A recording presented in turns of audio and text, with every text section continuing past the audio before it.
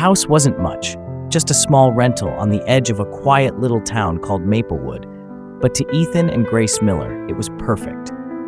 They were newly married, still figuring life out together, and every night they sat on the old porch steps, dreaming about their future.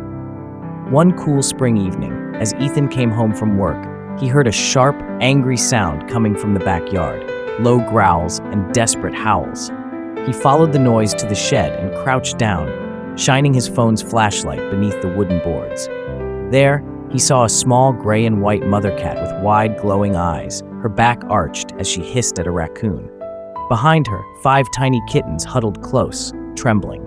Without thinking, Ethan grabbed a broom and shooed the raccoon away. The mother cat didn't move. She just stared at him, breathing fast, protecting her babies. When the raccoon finally disappeared into the dark, Ethan whispered softly, "It's okay now." The next morning, Grace found him outside, setting up a small pet shelter he'd bought at the store. He placed a soft blanket inside and left out a bowl of food and water. They weren't pet people, not really. But something about that little family touched them. Every morning before work, Ethan checked on the cats. Every evening, Grace left food by the shelter. Slowly, the mother cat began to trust them. Weeks passed. The kittens grew, 5 healthy little balls of fur tumbling over each other in the grass. When summer came, the mother cat disappeared one day, along with 4 of her grown kittens. Only one stayed behind, a black and white tuxedo cat with curious green eyes. Grace named him Nicky.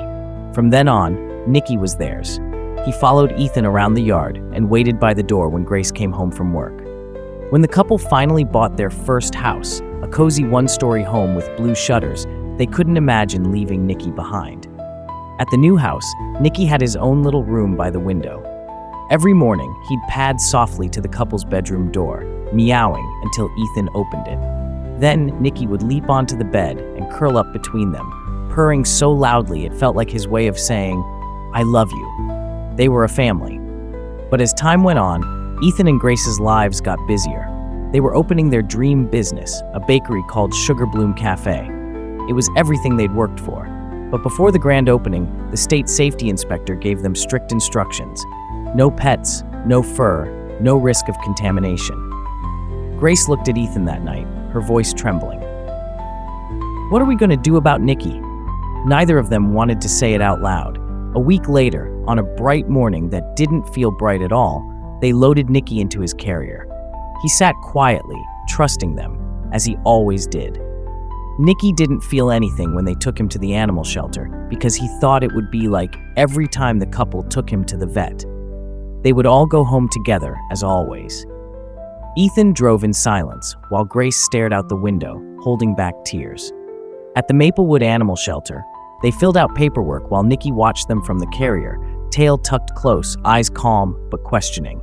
When it was time to hand him over, Grace took him out and hugged him tightly. Ethan did the same. It wasn't a normal goodbye, and Nicky felt it. His body stiffened in her arms, his green eyes wide and searching. He didn't meow. He never did with strangers. He just looked up at them, blinking slowly. His eyes glossy as if he understood something was different this time. When they finally turned to leave, Ethan looked back one last time. Nicky was still there, sitting quietly in the attendant's arms, watching them. His small face pressed against the glass door as they walked out into the sunlight. For days afterward, Grace couldn't sleep. Ethan called the shelter every evening. "Nicky's doing fine," the staff said kindly. "He's shy, but he's eating." 2 weeks later, someone adopted him. Ethan hung up the phone slowly. Grace was sitting on the couch, clutching Nicky's favorite toy mouse. When he told her the news, she nodded and whispered, "I hope they love him like we did." That night, neither of them said much. The house felt quieter than ever. Outside, the wind brushed against the window, and for just a second, Ethan thought he heard a soft meow, like Nicky was saying goodbye, and maybe in some small way, he was.